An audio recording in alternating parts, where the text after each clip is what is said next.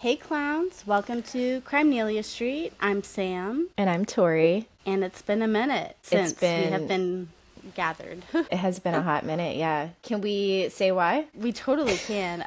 Okay. I mean, babies. I was about to say we had a baby. Yeah. We had a baby. We had a Crimenelia Street baby. He was cooking in all of our episodes so far, I'm pretty sure. I think so, yeah. Yep. I had my baby. He's doing great. Such a cutie. Yeah, such a cutie. He's thriving. He's just over 2 months old, so he's just a little living his best potato life, you know. Oh. They're just eating, pooping, and sleeping. And he's smiling now. I got those first little smiles, which is like... the best. That is so cool, yeah. Oh, it feels like not that long ago, but also so long ago. It does. Yeah, time is being warped. It's all crazy right now. It's a bit wonky, yeah. But yeah, we're back from maternity leave. We've still been putting out episodes, so people might not even notice, but we do plan to get our episodes a little more current. This is March 29th, and we're putting out episodes that we recorded in October right now, I think. Right. Oh my goodness, yeah.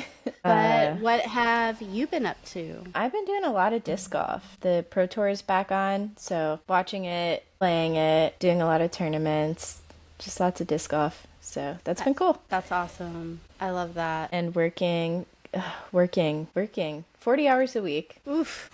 I say that like it's, I don't abnormal or something. Right. It's not, but it's a lot.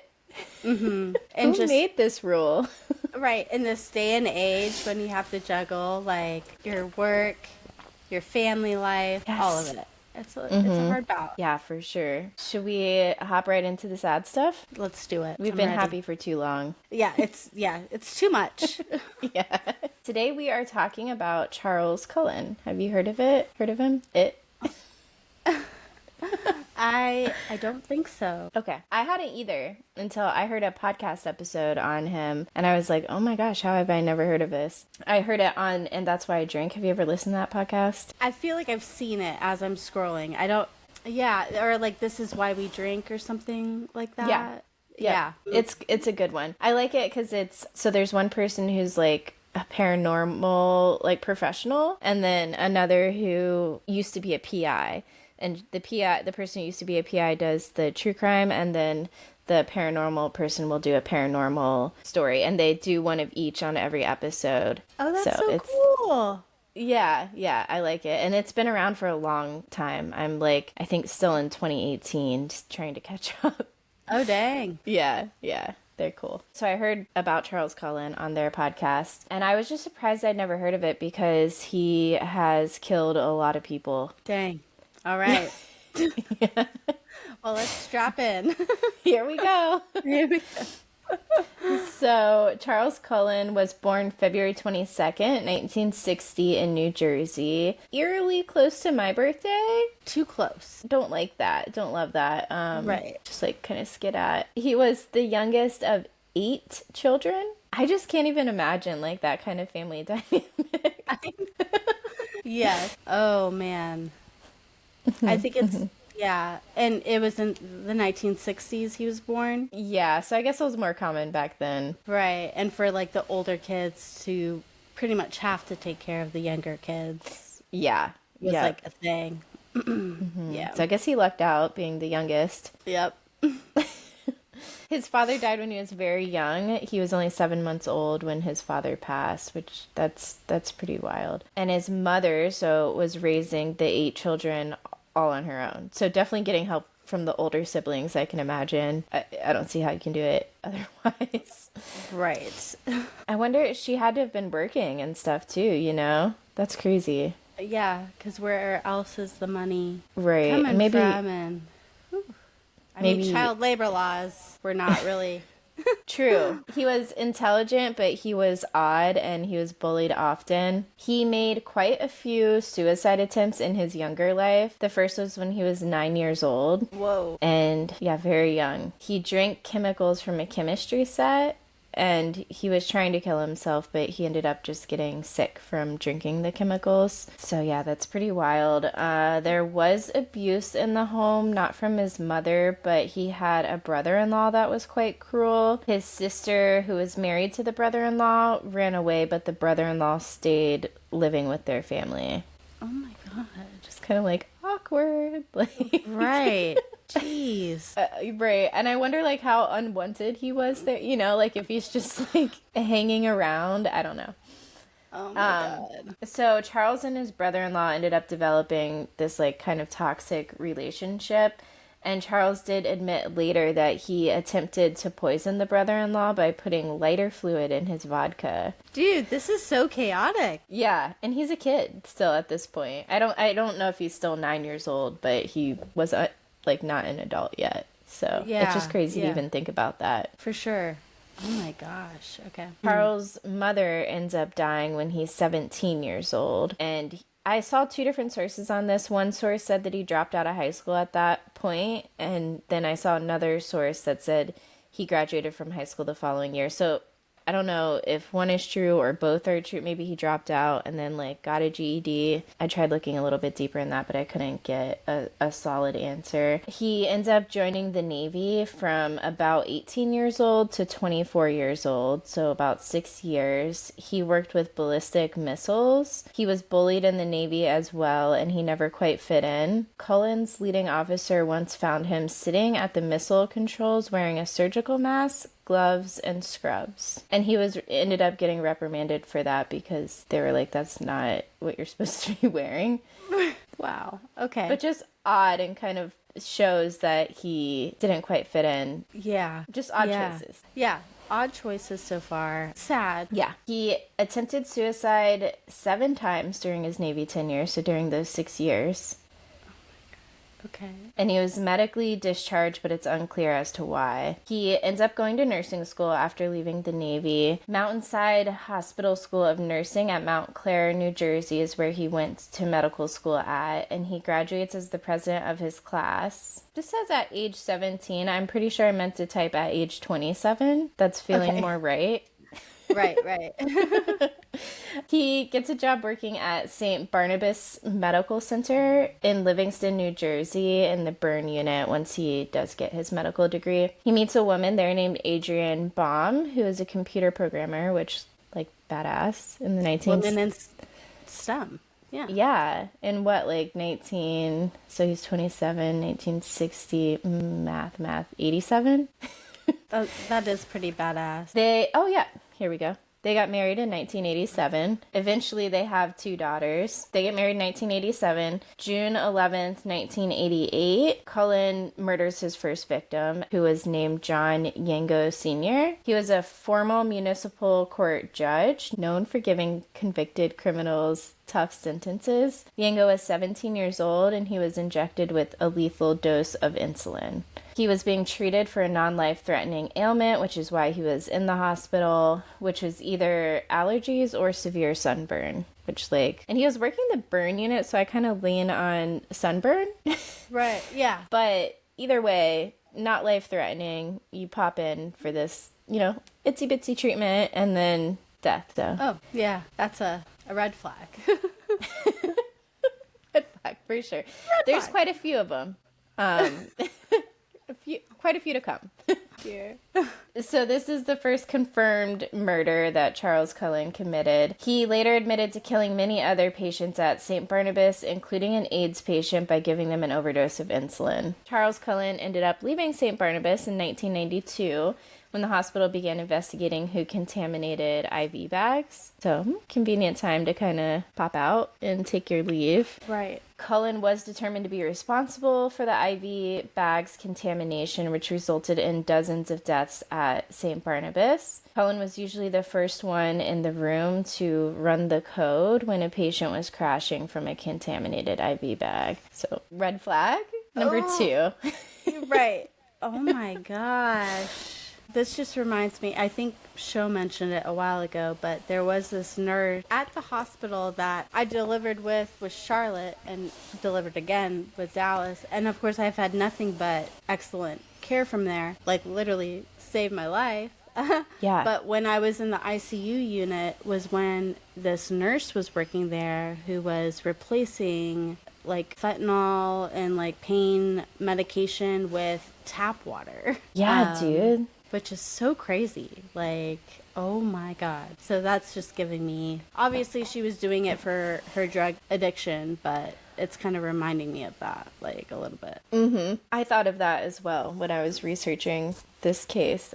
Yeah. I didn't realize she was doing it. So she was taking, what was she taking? Stealing fentanyl? Yeah, like fentanyl and. Yeah, it's interesting that like that woman had some kind of, I mean, still crazy, but had some kind of like ulterior motive, whereas it's like, what was this guy's, like, what was he getting out of this besides just, I mean, it's just murdering people, I guess. Right. And it was allegedly his first murder or whatever, so what made him wait that long? If he's had all these problems, it seems like, leading up to it. Yeah, interesting. So he leaves St. Barnabas. He moves on to another job at Warren Hospital in Phillipsburg, New Jersey, where he ends up murdering 3 elderly women by giving them a heart medication called digoxin. And digoxin is used to treat congestive heart failure. In September of 1993, Cullen's final victim at Warren Hospital, a 91-year-old woman, said that a sneaky male nurse, who she identified as Charles Cullen, had injected her as she slept, and Cullen was not her nurse. So he just went in her room and injected her. So she told people, hey, this guy came in and injected me while I was sleeping. No one took her seriously, and her comments were dismissed, and then she died the next day. Oh my God, no. Her son protested that she died of unnatural causes. The hospital administered lie detector tests to their staff, and everyone, including Cullen, passed the lie detector test. I feel like if there's anything I've learned about lie detector tests is they are anything but reliable. Like, yes. You know? Yeah. And it's funny because when you hear someone failed the lie detector test, you're like, oh, of course they did. Like, that's accurate. Right. You are the father. Right. Well, then when they pass, you're like, well, they're, those aren't very accurate, at least to me. Right. No, same. But honestly, yeah, they are not accurate. And also in 1993, Cullen's wife, Adrienne Baum, serves him with a divorce under the grounds of extreme cruelty. Adrienne also files a restraining order against Cullen. The divorce documents describe Cullen as an alcoholic who treated their 2 dogs cruelly, sometimes stuffing them into bowling bags and trash bags. Oh my God. What? Absolute monster. Yeah. Jesus. The SPCA actually took their dogs away at one point because he left them outside in the middle of the winter in New Jersey. Oh my God. Adrienne luckily got the dogs back, and when she left, she took the dogs and the kids. He also hurt a neighbor's dog by poisoning it. The documents also listed that Charles would pour lighter fluid into other people's drinks for fun. Like when he was at a work party, he did this at one point. He would prank call funeral homes for fun as well. I am just speechless. What? There are definitely some odd like these aren't on the McDonald's triad. Where are these? Right. This is like other dimension of that. I don't, yeah. He would also enjoy cutting out the faces of people in photos. Okay. He went to a party at some point associated with his high school. That's what it was. Either a reunion or during high school, and brought a bunch of rat poison and put it into people's drinks. Nobody died, but he did get a bunch of people sick, and this was before he before he murdered anyone. So it was just a little fun Russian roulette, I guess. Oh my God, dude. Mm-hmm. Okay. So I can see why she wanted a divorce. Yeah. Absolutely fair. Valid. Give it to her. Warranted. Yes. 3 times. Over. Cullen became obsessed with a coworker at Warren Hospital after him and his wife split, named Michelle Tomlinson. He called her repeatedly despite her request for him to stop. He followed her around the hospital. He attempted to give her an engagement ring, was buying her gifts constantly. in March of 93, which him and his wife divorced in 93 too. I don't know which month, but I'm assuming it was January or February. I mean, because we're in March now. Right. In March of 93, he broke into Michelle Tomlinson's home while her and her young son were sleeping and just wandered around before leaving. I hate that. Yes, that is like, oh, so intrusive. Ew. Okay. This guy is sick. Ew. Yeah, he was stalking her and wouldn't leave her alone. She ended up filing a police report. Good for you. He pled guilty to trespassing and received 1 year of probation. The day after his arrest, Cullen attempted suicide again. After this attempt, he took a couple of months off of work and was treated in 2 different psychiatric facilities for depression. He attempted suicide 2 more times before the end of 1993. And then just a little side note of mine, I just said this guy seems to be pretty good at killing other people, pretty bad at killing himself, it seems like. Because he knows what to do, obviously. That's my thing. So, interesting. He started working at a number of different hospitals and would just leave every time the higher-ups would get suspicious of what he was doing. January through September of 1996, Cullen admitted to having murdered 5 patients with digoxin. He worked at a nursing home called Liberty Nursing and Rehabilitation Center in Allentown, Pennsylvania in 1998. He was fired after going into the room of an elderly woman with 5 syringes in his hand. She only had a broken arm, so like she wasn't supposed to be getting any kind of syringes. Luckily, they caught him going into her room, and she hadn't been injected with any of the syringes yet when they caught him. Cullen ended up being fired because of that incident, but they didn't want to report him. What? So, this is a common theme, which you'll soon find out, and kind of already have found out. This is what, the 3rd or 4th facility he's worked at, and the facilities didn't want to report his, like, what he had done because they couldn't prove it, like, they couldn't 100% prove it, and I guess there was a lot of lawsuits going around at the time with libel and slander, so they were too afraid to say something about it if they couldn't prove it. Oh and my there God. weren't, like, hospital records, like electronic records at the time that would help prove it. Oh So my goodness. It's so fucked up. Yeah, so fucked up. And I mean, okay. Wasn't there like at least security footage at this time? Or like he was directly going into a room with 5 syringes. How can you not be... And he's already done this so many times. Right. Yeah, no, good question about the security footage. You would think that they did have it at that point. Maybe they weren't storing it, though, like they do now on a cloud, you know? Yeah. Like, they may have only had, like, the past 24 hours or something. But so by the time you find out... Because I think even when he injects them, it still takes them about a day to die, it seems like. Oh, geez, yeah. He did end up causing another patient's death at Liberty Nursing Rehabilitation Center. That is a mouthful as well. But another nurse ended up being blamed for it. So it's fucky. Oh, great. Poor girl. Poor person. Some other strange habits of Cullen's. We're not done. At the nursing home facility is that he would give the patients super long bed baths, which his coworkers found strange. And he would put Vaseline all over the patients as well. Okay. Great. I mean, it's great for Your skin. moisturization. Yeah, great for your skin. Wow, okay. December 30th of 1998, Cullen murdered a patient while he was working for Easton Hospital, so we bopped over to another hospital now. Tests showed lethal levels of digoxin in the deceased patient's blood. An internal investigation at the hospital was inconclusive and didn't decidedly point to Cullen. March of 1999, he murdered another patient while working at Lehigh Valley Hospital Cedar Crest, and attempted to murder another patient around this time frame as well. Between 1999 and 2002, he murdered at least 5 patients and is known to have attempted at least 2 more while working at St. Luke's Hospital in Bethlehem, Pennsylvania. In January of 2000, he attempted suicide again by lighting a charcoal grill in his bathroom while he was in the bathtub. His neighbor smelled smoke and called the police. Although he was taken to a psychiatric facility, he was released the next day. In 2002, a coworker of Cullen's noticed vials of medication in a trash can. These medications were stolen, but they weren't valuable in the street and they weren't used recreationally.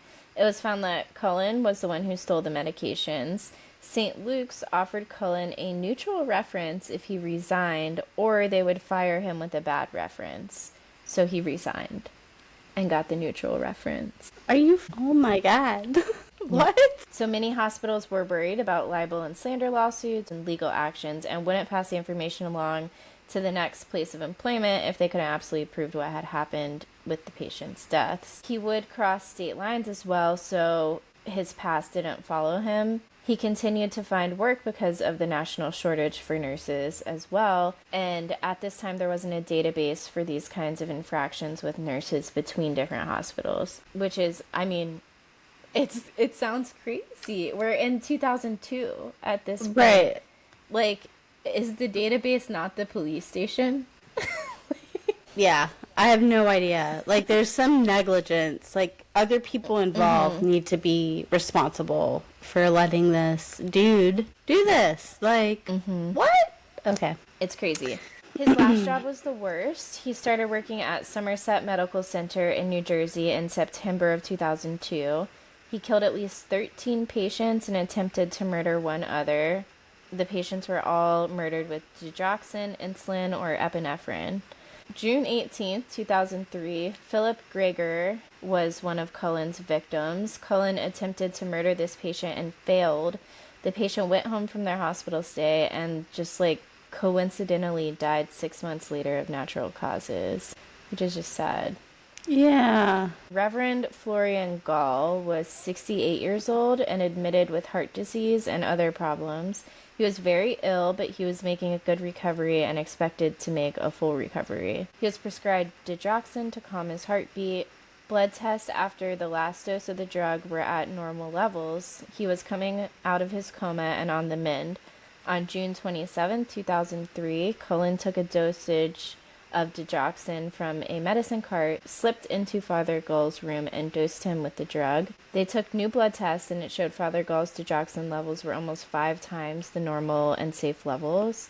There was panic at the hospital. They tried to save him with an antidote, but he still passed away. Family and parishioners were shocked by his death because he was expected to make a recovery. And Cullen's coworkers would report seeing him in rooms of patients that he wasn't the nurse for, so he wasn't supposed to be in those rooms. In 2003, technology was getting better, and storing and keeping better records of who was accessing patient records and medications was starting to happen. Computerized records later showed hospital administrators that Cullen had taken the drug out himself and had also checked Father Gull's medical records and status, even though Father Gull was not his patient. Hospital computers also showed that he was accessing records for other patients that weren't his patients, and he was requesting medications for patients that they had not been prescribed. So thank God technology is getting better at this point. This became such a red flag that the New Jersey Poison Information and Education System alerted Somerset Medical Facility that the recent spike in drug overdose deaths could be the work of an employee killing patients. Yikes. So literally an outside agency or organization is like, someone may be killing people there. BT dubs. Right. The hospital still doesn't contact authorities until October of 2003, which is months after the information system reached out to the hospital. In the meantime, Cullen killed 5 more patients. Oh my God.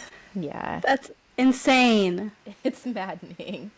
Like, and this is my nervous laugh. I'm not laughing because it's funny. But This is it's just not crazy. funny. It is like, so crazy. People who don't even work there are like, hey, never Something- been there. Something is amiss. Yeah, something's odd. Yes. I would just like to say, anytime we're making jokes or whatever, it is literally because we're like, this is awful, and it's just a reaction. We are recoiling inside. Yes, and coping with this information. Yes, and coping, and It's like trigger warnings everywhere, and we're just like, yeah. Amy Lochran was Cullen's best friend at work, and she actually ended up going undercover for police. She wore a wire, and he confessed to her at a restaurant that he had been murdering patients. So the police showed up at the restaurant and arrested him. So, like, snap Amy. Yes. She said it was really hard to, like, turn in her friend, but when she learned what he had been doing, she kind of knew she had to. But, yeah, snaps Amy. Yep. Another nurse he was working with at Somerset was pregnant with his child at this point. Just a plot twist. Side note. Little side note. Yeah. March 2nd, 2006, he agreed to a plea agreement. He accepted a plea agreement, I guess is how you'd say that. I just don't think this guy should... Okay, yeah. What was the agreement for? I guess I should ask before I say that. He was sentenced to 18 consecutive life sentences in New Jersey, and is not eligible for parole into the year 2403. Perfect. Not bad. Not bad. Yeah. I'll take it. His youngest victim was murdered at Somerset in May 2003. It was Michael Strinko. He was 21 years old and came in with a blood disorder. He was in the hospital for a spleen transplant, as was also expected to make a full recovery. Then Cullen injected him with digoxin, and he died. Oh my God, 2003, okay. But his first victim was in, like, 88. 1988, okay. So, a couple years. I'm just wondering, like, that these are the ones that we have records for, or can trace back, like, are there some that he told us? Right. Yeah. Okay. Yep. March 10th, 2003, Cullen was upset with the judge and kept repeating over and over again for 30 minutes, "Judge, you may step down," which, like, the fucking audacity. Right. Yes. And the judge felt the same way. He had him gagged with duct tape and a cloth to shut him up in the courtroom in 2003. Like, so much of this case sounds like it's from, like, the 1950s. Right. He continued to say, "Judge, you may step down," through the cloth for the remainder of the hearing. The judge ended up giving him 6 additional life sentences for his behavior, which I think is part of that 18.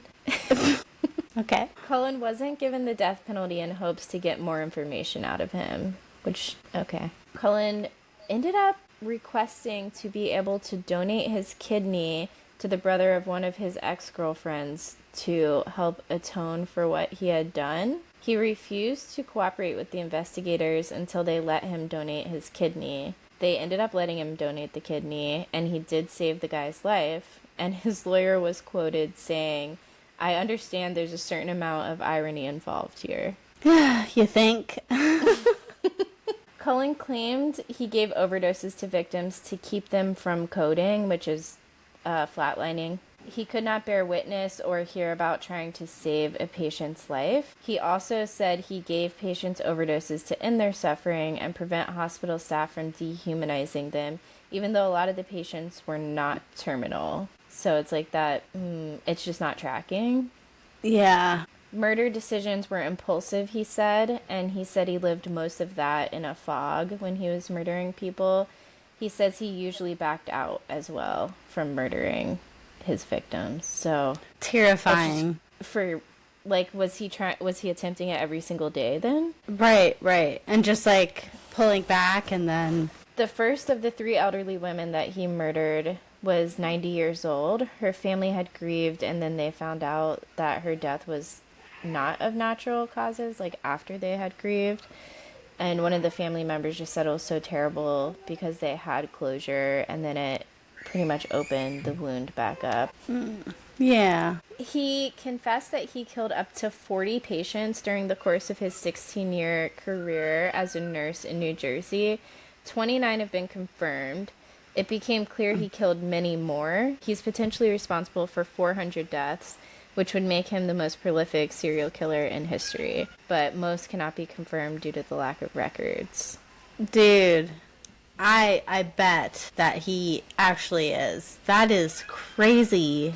Isn't it? And it's crazy. That's why I was shocked that I hadn't heard of this before either. And it's kind of like I don't know, it's just got that like cinematic aspect to it almost too, with like the nurse killing people, you know? Right, right. I wonder if it's like conspiracy alert, that it is kind of like suppressed a little bit because, I mean, as recently as 2003, 2005, these like updates were happening, and then he was put away in 2000 or when was he put away? I believe he was sentenced in 2006.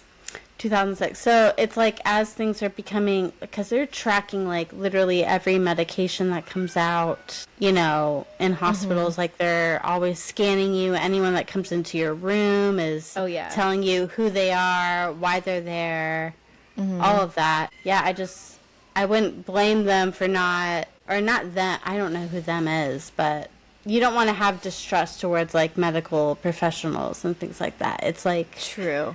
It's a bad look. Yeah. But this guy is obviously awful, and there were so many instances where he could have been stopped, and he just was like, let go. I know. That's the really hard part, too, is like people knew and were just like sending him on his way to work somewhere else. Jail. Like, arrest. Like, this should be illegal. And I'm pretty sure it is. But it should be illegal for them not to report it, too. Right, and right. New Jersey, Pennsylvania, and 35 other states have since adopted laws which encourage employers to give honest appraisals of workers' job performance and which give employers legal protections when they provide a truthful and honest appraisal, protecting organizations from libel and slander. So at least there were laws that came of it, and this shouldn't really be as big of a thing moving forward. It sucks that it always has to happen to kind of realize the whole, I guess, but yeah, thankfully that has been addressed. 60 Minutes did end up doing an interview on Cullen too in 2016, and he said he was sorry, but he doesn't know if he would have ever stopped if he hadn't gotten arrested. So sounds like even he is like, I'm where I should be. Almost. Okay. And that is Charles Cullen. Yeah, that is so crazy and just so terrifying as well. Oh my gosh. I know. Anytime like a nurse goes rogue, it's always just so unsettling because you trust it. You have to trust them. You don't have a choice. You can't be like, can I get a different nurse? Right, right. And just like the fact that he, even before he became a nurse, not that like if you have mental health issues, you can't, you know, become a nurse and any of that, but he was obviously very mentally unwell. I'm sorry, like putting rat poison. I'm sorry. Maybe that should affect employment of someone who's a caregiver. Right, exactly. in a background check or something. I don't know. That is wild. Which raises the question too, like they probably just weren't doing background checks back then either. Which now I think I would like to think if you're a nurse, you have to get, if there are any nurses listening, do you have to get background checked? You would think. I would think so. Background, drug tested, all of that. I bet drug testing for sure. Background check, I'm not as sure about. And it's funny because I would be more which is weird. Background check. Exactly. Like if someone was just smoking weed or something, cool. You're probably chill. That's fine. I will sign off on that. Yeah, if you have a restraining order. A little less comfy with that one. Exactly. Dang, that is crazy. Well, I'm glad he is locked away and cannot harm anyone else. It doesn't seem like he's getting out either. So. Okay, but with the multiple consecutive life sentences. 18 life sentences, yeah, and parole in 2403. Yeah. It's funny that they even put a number on it. Right. It's point. Like, is there a point? Right. It's like you're not. Yeah. Yep. Should we talk a little Swiftie stuff? I got a little bit on the docket. Okay. I love it. Let's hear what you have. Okay, so we're recording March 29th. we set aside our clowning for a little bit. Had the holidays, you know, we were chilling. February was a little hype because of the coffee cup. Right. Because of the black nail on the 2 on the coffee cup. But we got nothing in February, right? So then we were clowning real hard for the iHeart Music Video Awards. Yep. So hard. I was convinced this is when it is. She did not even show up. She was not even there. Nope. But no. She did have the reputation, I call it the reputation necklace, the snake necklace. It has to mean something. And then people are like, she played the mirror ball. They did mirror ball. So people are like, well, that is 3 minutes and 28 seconds. So she has to be releasing it on March 28th. Naturally. Obviously. What other answer could there be? Well, it's March 29th. And we're here. We are gathered here today. We are, yes. Reputation-less. Well, yeah, pretty much. Reputation Taylor's version-less. Yep. So we are in the acceptance phase. I mean, we have no choice. 329. I have to say, it is definitely getting harder for me to clown anymore and like actually get invested in it. It's kind of, the sparkle is wearing off a little bit. Like we're tired, like our clown makeup is running down our face. Is it time we just wipe off one side at a time? But it's like, it's gonna happen at some point. It's supposed to, at least. What if it just never comes? Stop. She did renew the trademark license, so that I think we have until like August something. August. I can't remember now. It was like 6th or July 6th. One of those. But right. Yeah, I want to say it was August. But she could always just reapply for a new one after that. Although for Reputation and Taylor's version, it's a little risky because someone could snatch it up before her, but right. I don't know. She's got billions of dollars behind her, so something tells me she can figure it out. Yeah, I think she's got this. Like, there's 2 re-records, then 2 new albums, and 2 re-records. Yeah, and we're already in March. Right. So I feel like we're due for a re-record. Yeah, we're just waiting. Especially if she does them both before August. We're kind of right. Or maybe, like, June the 6th. 6/6. Okay. Just because, I don't know. Because just clowning. The 6 should 6. Yeah. 6 because 6. This. Okay. Yeah. 6 Yeah. 6. Yeah. And I bet we could Google it and find something like National Snake Day or something exactly. about her. Well, it is the year of the snake this year. True. So we're covered on that. Mm-hmm. Yep. And like 1989, if you're born in that year, your Chinese zodiac is the snake. Okay. Which I always used to be like, oh my God, like, I'm a snake. Oh my God. And then I'm like, yes. Yes. I'm a snake. So I love that. But yeah, we're just waiting. We're just waiting. And I just cannot wait for the vault tracks. I'm so excited. Oh my gosh. Fire. They will be fire. But also, okay, it's not our fault that we are talking about this for so long because her Time interview literally over a year ago was talking about this album. So it's not like we're just like doing this for no reason. We have been teased about this for over a year. She also had in the acceptance speech for the Tour of the Century thing, she had a black sweater on and a plaid skirt. And the plaid keeps coming out. Is the plaid TS6? Sorry, TS12, which was originally TS6. Right. The plaid, so, I do not get think both is at the same time. That would be crazy. You know, because she had the snake, the black shirt, the plaid skirt. I love that. I just think she's either toying with us, which she has done. And she is. Right. She knows. I mean, the pop-up, the LA pop-up thing for her birthday, and then to just drop those, like, website, like, Come on, girl. She's toying with Right, us. right. But I just have faith that means that once we get it, it will be worth the wait. I know it will. Oh, I know it will, yeah. Oh my gosh, we're gonna have a listening party. Yes. I think so. I don't think anyone doesn't. Like, Personally. sign Yeah. But that will be so much fun. We're just waiting. This year. It has to happen. Has to. We're a quarter of the way through. We got 3/4 left.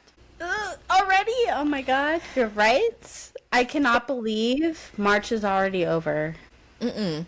That's gross. That is disgusting. Yeah. Slow it down. Why are we in 2x speed? Can you stop? So that's what was on my docket. It's just kind of recapping March and our clown failures. But alas, we clown on. Yep. We clown on because that's really all we can do. Bella's having the running dreams. Oh, She's like I hear her. squeaking a little. aw. Chasing after a big old bone. Aw. We have not mentioned our sign-in names yet. Sam tonight is Sam Squinch, which classic. I love it. Yep. This has been your username before too, like on like social media and stuff, right? I feel like. I think so. It honestly isn't anything Taylor related. I just could not think of anything, and that's just kind of like my go-to because Trailer Park Boy. Yeah. We I love it. them. Yeah. A Totoso. A Totoso? A fucking a Totoso. I went with a dad joke. I love it, by the way.